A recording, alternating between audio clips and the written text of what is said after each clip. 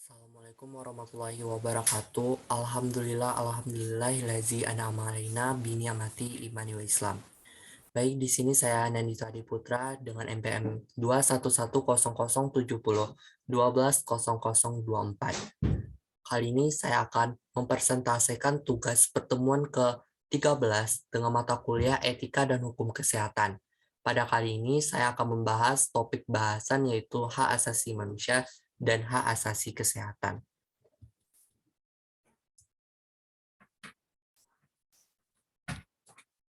Yang pertama yaitu hak asasi manusia. Secara harfiah, hak asasi manusia atau HAM dapat dimaknakan sebagai hak-hak yang dimiliki seseorang karena keberadaannya sebagai manusia.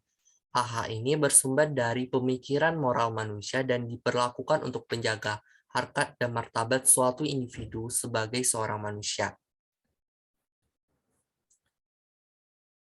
Hak asasi manusia atau HAM sendiri juga telah diatur dalam Undang-Undang Nomor 39 Tahun 1999 yang isinya mengenai hak-hak yang dimiliki rakyat Indonesia, yaitu seperti hak untuk hidup, berkeluarga, melanjutkan keturunan, dan lain sebagainya.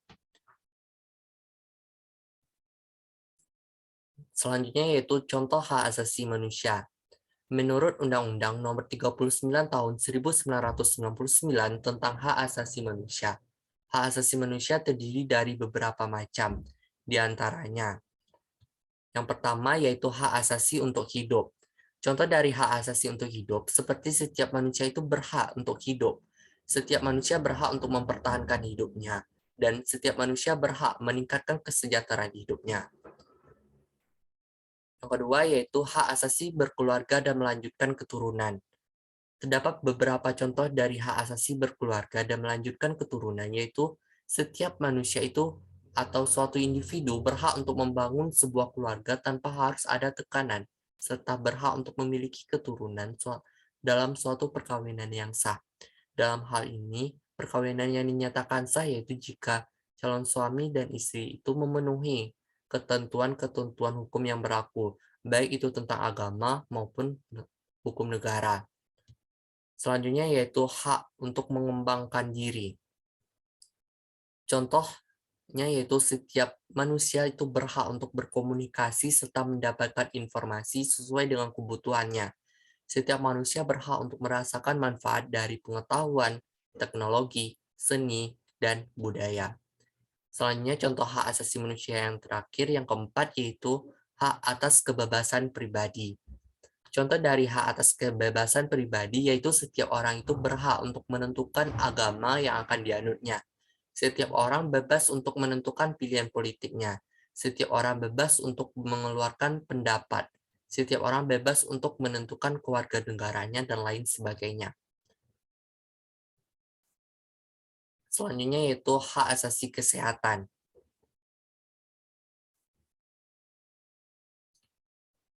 Hak asasi kesehatan adalah bagian dari hak asasi manusia. Hal tersebut tertuang dalam Deklarasi Universal Hak Asasi Manusia atau DUHAM, pasal 25 yang menyebutkan bahwa setiap orang itu berhak atas taraf kehidupan yang memadai untuk kesehatan, kesejahteraan dirinya sendiri dan keluarganya.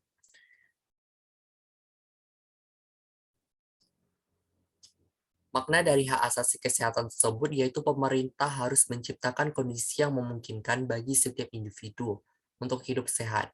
Nah, berarti pemerintah harus menyediakan sarana pelayanan kesehatan yang memadai dan terjangkau untuk semuanya. Selanjutnya yaitu contoh hak asasi kesehatan. Yang pertama, the right to health care. Hak atas pemeliharaan kesehatan berarti setiap orang itu memiliki hak untuk mendapatkan standar tertinggi dari kesehatan fisik dan mental yang meliputi akses terhadap jasa pelayanan perawatan kesehatan seperti yang pertama yaitu akses terhadap nutrisi, yang kedua air bersih, yang ketiga imunisasi dan lain sebagainya.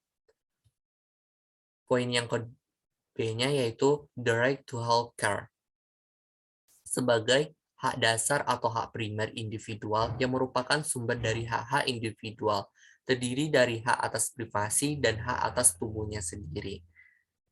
Contohnya yaitu hak tumbuh sendiri dan lain sebagainya. Next, selanjutnya yaitu sejarah hak asasi manusia di Indonesia. Menurut Teaching Human Rights yang diterbitkan oleh Perserikatan Bangsa-Bangsa atau disebut juga dengan PBB, hak asasi manusia adalah hak yang melekat pada setiap manusia yang tanpanya manusia mustahil dapat hidup sebagai manusia. Hak hidup misalnya adalah klaim untuk memperoleh dan melakukan segala sesuatu yang dapat membuat seseorang tetap hidup. Menurut PBB ini, adapun perkembangan pemikiran HAM di Indonesia diantaranya terbagi menjadi beberapa periode. Yang pertama yaitu periode sebelum kemerdekaan, yaitu terjadi pada tahun 1908 sampai 1945. Dalam konteks pemikiran HAM pada periode ini, itu para pemimpin Budiotomo telah memperhatikan adanya kesadaran berserikat dan mengeluarkan pendapat melalui petisi-petisi yang ditujukan kepada pemerintah kolonial maupun dalam tulisan yang dimuai surat kabar Georgia. Bentuk pemikiran HAM Budiotomo dalam bidang hak kebebasan berserikat dan mengeluarkan pendapat. Perdebatan pemikiran HAM yang terjadi dalam sidang BPOPKI berkaitan dengan masalah hak persamaan kedudukan di muka hukum. Next, selanjutnya yaitu periode setelah kemerdekaan, yaitu terjadi pada tahun 1908 sampai 1958 sampai 1945. Pada periode ini terdiri lagi beberapa bagian. Yang pertama, periode 1945 sampai 1950. Pemikiran HAM pada periode awal kemerdekaan masih menekankan pada hak untuk merdeka atau self-determination, hak kebebasan untuk berserikat melalui organisasi politik yang didirikan serta hak kebebasan yang menyampaikan pendapat terutama di parlemen. Hal terpenting dengan HAM adalah adanya perubahan mendasar dan signifikan terhadap pemerintahan dari sistem pemerintahan dari sistem presidensial menjadi sistem parlemen. Selanjutnya yaitu periode 1950 sampai 1959.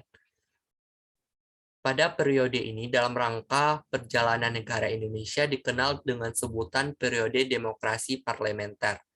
Pemikiran HAM pada periode ini mendapatkan momentum yang sangat membanggakan karena suasana kebebasan yang menjadi semangat demokrasi atau demokrasi parlementer mendapatkan tempat di kalangan elit politik.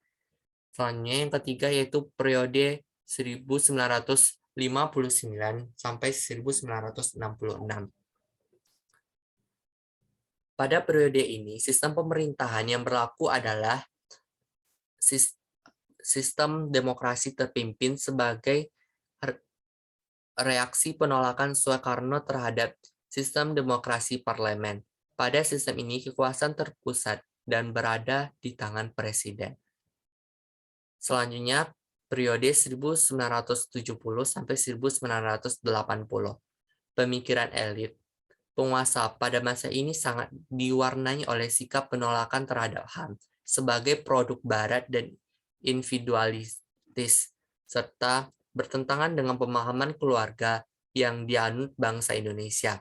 Pemerintah pada periode ini bersifat dedenfis dan represif yang dicerminkan dari produk hukum yang umumnya restriktif terhadap hukum.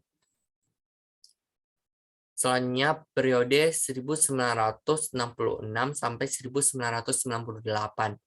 Pada masa awal periode ini telah diadakan berbagai seminar tentang HAM. Salah satu seminar tentang HAM dilaksanakan pada tahun 1967 yang merekomendasikan gagasan tentang perlunya pembentukan pengadilan HAM, pembentukan komisi dan pengadilan HAM untuk wilayah Asia. Selanjutnya periode 1998 sampai sekarang. Strategi penegakan HAM pada periode ini dilakukan melalui dua tahapan, sekaligus penentuan, dan tahapan penataan atau secara konsisten. Pada tahap penentuan telah ditetapkan beberapa penentuan perundang-undangan tentang HAM seperti amandemen Konstitusi Negara atau Undang-Undang 1945, ketetapan MPR atau TAP MPR, Undang-Undang Peraturan Pemerintah dan ketentuan perundang-undangan lainnya. Next, selanjutnya yaitu sejarah hak asasi kesehatan di Indonesia.